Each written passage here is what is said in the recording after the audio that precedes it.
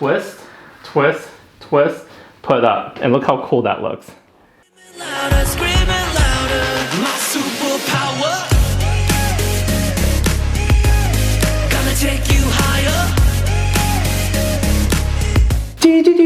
Hello to all the hair besties in the land. I'm here with my friend Hannah, and I haven't seen her in over a year, and she's gone to my friend Ariana to play with her hair a little bit, right? Yep. No one else, just you and Ariana. Listen, her natural hair is a level 6, which is our dream level. Everybody loves to color hair at a level 6 because you get to do anything to it. So since it's been quite some time, we are going to balayage her hair, and she likes her rose tones to be a little bit cooler. And so we have amber rose and rose gold. Amber rose is a little bit more of a warmer rose, and then we have rose gold, which has more of a violet base, because everyone sees rose gold slightly different. Hannah, your situation is, since you've done both warm and cool rose gold, you have a preference of? I mean, I loved both. The warmer one lasted really, really long, which was great. But at the same time, you like the cooler side. Yeah, I like the cooler a little bit better with my natural color when it grows out. Even though she likes cool tones, I have to find a balance, because if it's too cool, it will actually make her look tired. Yeah. I don't want you to look like dead. But we're gonna get started now. We're gonna take a close look at Hannah's hair here. I want you guys to see the situation. You can see her natural level 6 into her old balayage highlights, where her hair is pretty much lifted to a level 8 through here, but on the ends you can see some level 9 pieces. It's hard to see because the transition is so seamless and beautiful, so I'm just gonna lift her ends up and put it right on top of her head so you get to see that contrast. So definitely these tips are close to like 8.5 or 9 next to her level 6, and of course you got these level 7, 8 area transition. This looks very, very beautiful, but the situation is, take a look at her fringe, her bang. It's just dark. Yeah, it grew out quite a bit. So what happens is when you have darkness right in the bang area, it just kind of collapses. It's like, so our goal today is put some highlights in her bang area, reconnect some of the highlights here. I am gonna overlap the ends, but I'll show you how I'm gonna do it. So head on over this way. We're gonna come over to my color bar, and we're gonna do a hybrid of stroke 7 and big 9. Always measure everything you're working with. It's very important that you measure. Don't eyeball it, or you're not gonna get the right consistency. So stroke 7 is our Tang Mydentity balayage lightener. When you look inside, you'll definitely see that it has like a pink rose powder. It doesn't affect the hair, it doesn't do anything, it's just there to be pretty, because I just want it to look pretty. So I'm gonna mix the equal parts of big 9 because I want to. You could use it by itself to get up to 7 levels of lift, or mix it with big 9, which is a cream lightener, and get a hybrid lift, which is 9 levels of lift. I like, putting them together because it gives me more of a push, more of a pow. So I'm gonna do 1 scoop there. I'm actually gonna go with about 15 grams of powder. Then we're gonna do 15 grams of big 9. Gonna squeeze her out. You have a preference of mixing it 1:3 ratio or 1:4 ratio thick activator. I'm going to choose 40 volume because balayage lightener needs more of a pow. Because it's open air, it's not going to lift like you would if you were to do big 9 with foils or Magnum 8. Okay, Magnum 8 and big 9, you can foil them or do global lightning. It could get the hair super platinum white. But with stroke 7, it's about getting that sun-kissed highlight. And not everybody needs to be level 10. Sometimes we just need to be level 8 or level 9, okay? So there's a stereotype going on. Everybody thinks Tang lifts everyone up to a level 10 or 11, and that's not the truth. Stop stereotyping me. Since we have 30 grams of product in here, 1 to 3 would be 90 grams of thick activator. This is 40 volume. 90 grams. So I'm just gonna stir it, and here, I want you guys to take a look. When you first stir the balayage lightener, you can see that's a little bit thick. Don't be fooled, don't add any more developer to it. But look at this consistency. This is the perfect consistency to balayage with. It's so thick that you could turn it upside down, it doesn't spill. See? You could try to dump it out, it's not gonna come out. All right, so what I'm gonna do is I'm gonna divide her hair into some sectionings here. I'm gonna take out the parietal areas. We're gonna section the 2 parietal sections out the way. I am gonna create a triangle right here in this area. All right, so what you wanna do is get your paddle out and scoop some product off of the bowl, just like that, and put it inside of the reservoir on the paddle. And then you'll swipe on the board. And this board is the Tang Mydentity balayage board paddle. So you'll see the first triangle here, we're creating almost like a herringbone shape crisscrossing back and forth until we reach the top of her head. So what you want to do now is my body positioning has to be on point. So every time I switch from left to right, I'm going to move my body positioning. So when I'm on the left side of her head, I'm going to stay on the left side, standing over here. And when I go to the right, I'm going to stand on the right side. So you always start with applying the product with minimal product on your brush on the mid shaft. And remember, this technique is not going to give you high lift. You're not going to lift up to level 10 or level 11. You're going to end up lifting her hair probably closer to a level 9. I am going to overlap her ends because she does want her hair to be a little bit lighter. So you can see here, I don't dip back into the reservoir. I actually just swipe the product that's still on the paddle so you get minimal amount of product. And you can see that even though I overlap her ends, I'm not trying to penetrate both sides. So watch here. As I get the paddle, I lay the hair on the paddle but at an angle. So at this triangle point here of the paddle, I turn the board at an angle and I swipe lightly through. I'm just gonna get one of the mesh sheets, and I actually pre-cut the mesh sheets here, and I'm actually gonna lay just on the base part because that's the part that needs more incubation right now because that's the virgin part. And the parts that's light, I am overlapping it. And since I'm overlapping it, I know it's gonna go lighter, but I don't want to incubate it because it'll go too light and then it causes more damage on the ends. Exposing it to air allowed that part to dry first. Even though the inside stays moist, you're not gonna get as much lift because it's not incubated. So incubating the top here allows it to lift a lot higher, and it's also closer to the base where there's more heat.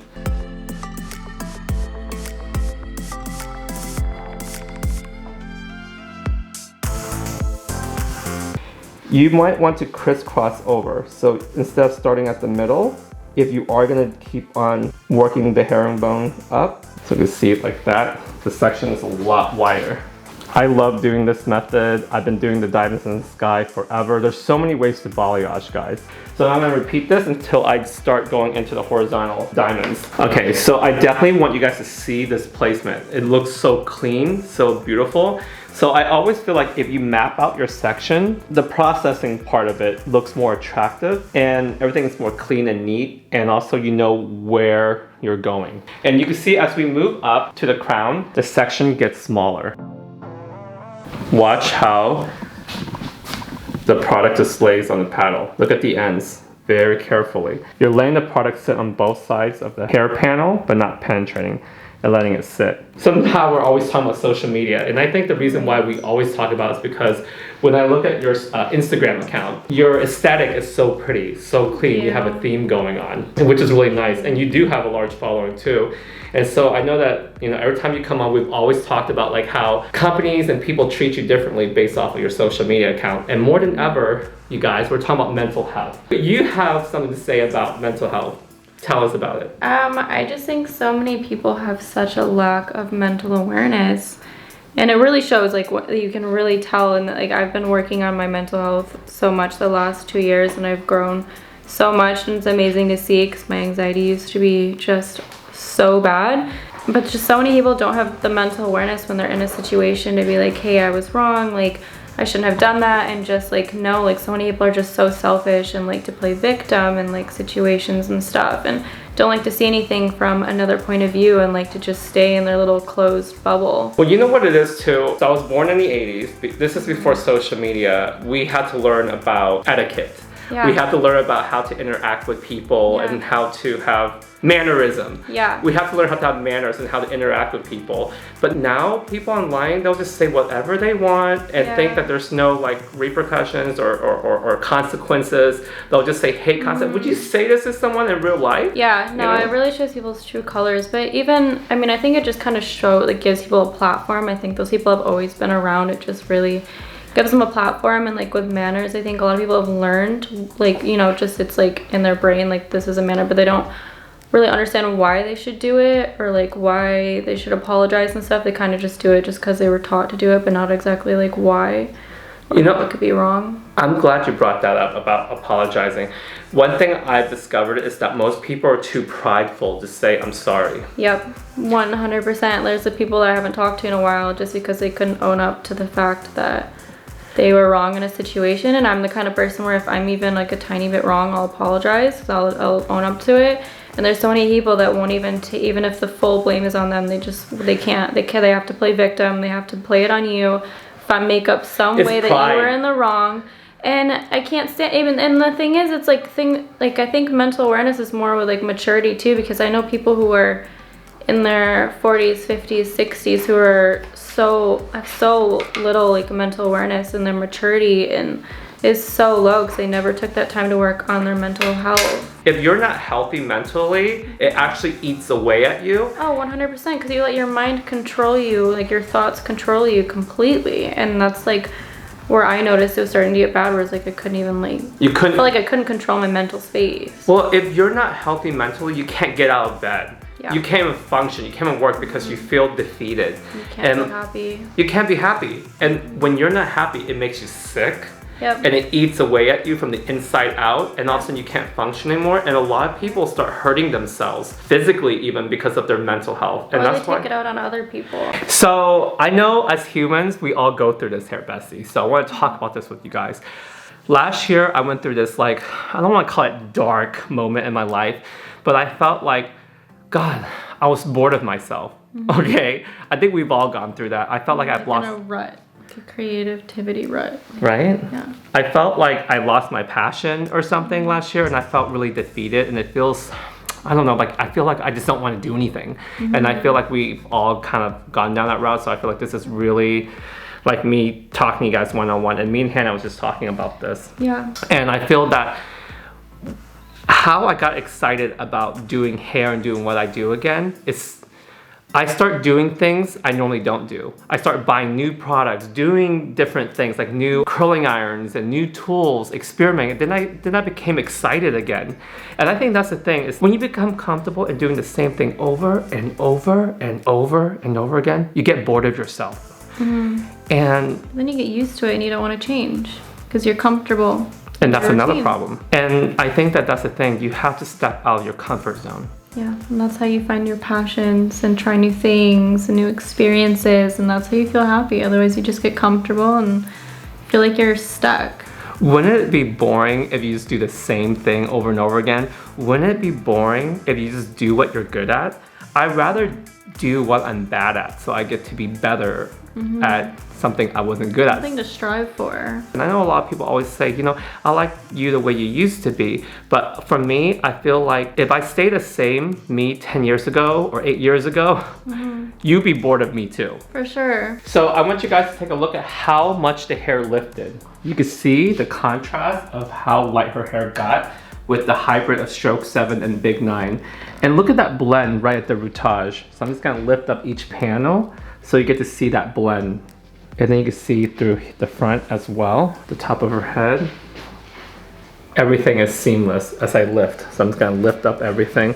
And this is where the dimension come in. We're still leaving a little bit of her natural coming through here. See that? And you can see the jagged highlights throughout every single panel that I've done.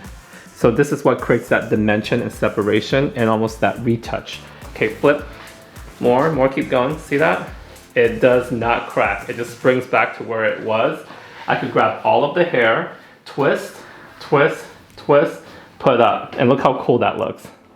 So we are back from the balayage. You can see how light her hair got. Her ends got brighter from me overlapping it, and this was kept outside of the mesh sheet, so it's exposed to open air, so it doesn't cause any damage. So you could definitely see the ends are a lot lighter. So I'm gonna fold the ends up here so you can see how bright the ends are. So if you look at Hannah's hair, you can see she's not a level 10 or level 11. There's still a lot of gold in it, and that's the cool thing about stroke 7 balayage. It leaves the gold in so you don't overlift. So that's why in my mind I'm going like, okay, if I use Demi, it only deposits over the canvas. But if you use permanent, it has the ammonia to lift another level. So that way she's actually one level lighter underneath the tone. So I am gonna come over this way and we're gonna formulate, and this is the fun part. I am gonna mix 8DL Dusty Lavender with 10RG for her rootage formula. The lavender cancels out the excess warmth as we lift her base at the rootage and cool down her scalp area. So that way her base would be lighter with a rose tone, but yet the violet cancels that out. And then through the mid shaft, I'm gonna use just 10 RG so you can see the rose gold tone. And then I'm gonna mix 10 RG with 10 IG. So 10 IG would be right here. So you have an icy gold formula on her ends mixed with the rose gold.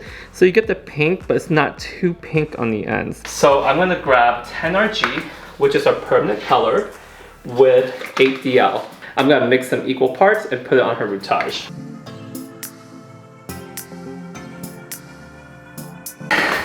The next formula, I'm gonna use 10 RG just by itself.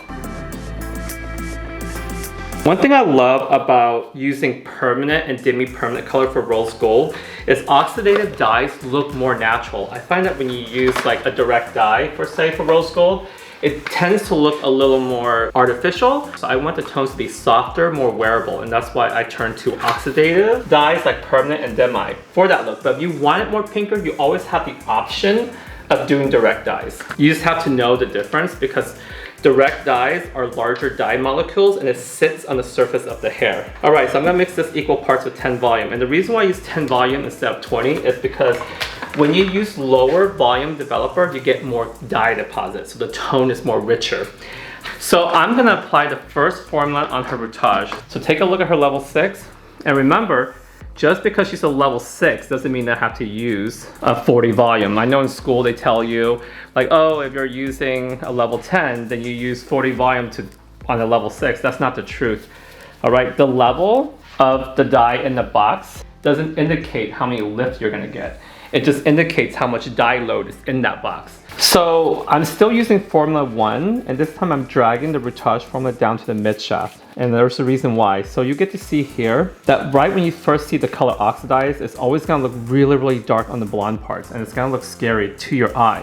But just know that once it's dry, it's just gonna blend right in, because what happens is we always look at the pigment when it's damp or the hair is still wet, and we think it's dark, but it's actually not. So you can see there's still some of her natural hair color in between, and that's why I merged Formula 1, which is the rootage formula, right over that. So there's like, it merges and fuses the two tones together because it has more pigment and it's cooler, and I don't want to put the lighter one right there. So now I'm using 10 RG, which is the second formula. And remember, this one is still with 10 volume. And keep in mind, even when you're applying this, I skip the in-between transition. So there's pure tone that I'm not bleeding Formula 1 into Formula 2. And then I open up the in-between and merge them together. That way I don't cross-contaminate that. Then I'll kind of fuse them together. But by that point, I already create a barrier by putting the pure 10 RG right down here. Now, take notice that I am leaving the tips out. So the tips is where you see most of the lighter blondes, and that's where I'm gonna add 10 IG into the formula, and that's gonna warm it up some. I think that's my biggest pet peeve when I see rose gold looking way too like pink on the ends, because you can tell that's where it's porous, so the color grabs there. So that's why I always formulate several different formulas.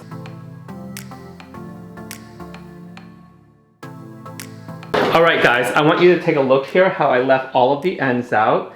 These ends are way too light, so we have to think about the porosity here. So now, come along, come this way, join me. We are gonna formulate this using the same bowl of 10 RG. As you can see, that's already sitting in there. I'm gonna add 10 IG, this is ice gold, into this formula. Okay, we're gonna do about 30 grams. And now I'm gonna grab the 10 volume and add another 30 grams of 10 volume developer. I'm gonna fuse this in on those ends. And remember, the whole point is to just make sure that they're not too pink. And then I'm gonna do this throughout her whole head, and we are done. I'm gonna process for 35 minutes, and that's it.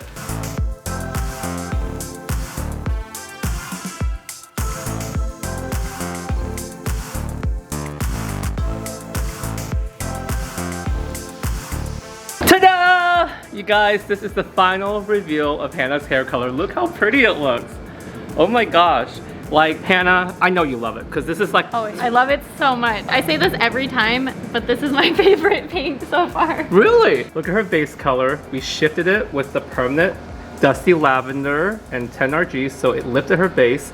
It just works together with her base color furthermore. Look how nice and glowy they look, if you will. When the light hits those ends, it looks airy, cloudy. So this looks very natural. I feel it looks natural. Do you? Yeah. I'm obsessed, guys. Definitely thumbs up. Subscribe. I'll leave links below so you can stalk Hannah's Instagram. She has a very beautiful Instagram with beautiful pictures. Thank you. And follow me on Instagram and Facebook and all that stuff as well. Don't forget to subscribe, y'all. Subscribe, okay? It's not that hard, and hit that bell. All right? And download my album, More to Me, okay? I work really hard on it, okay? All right, guys. Bye-bye.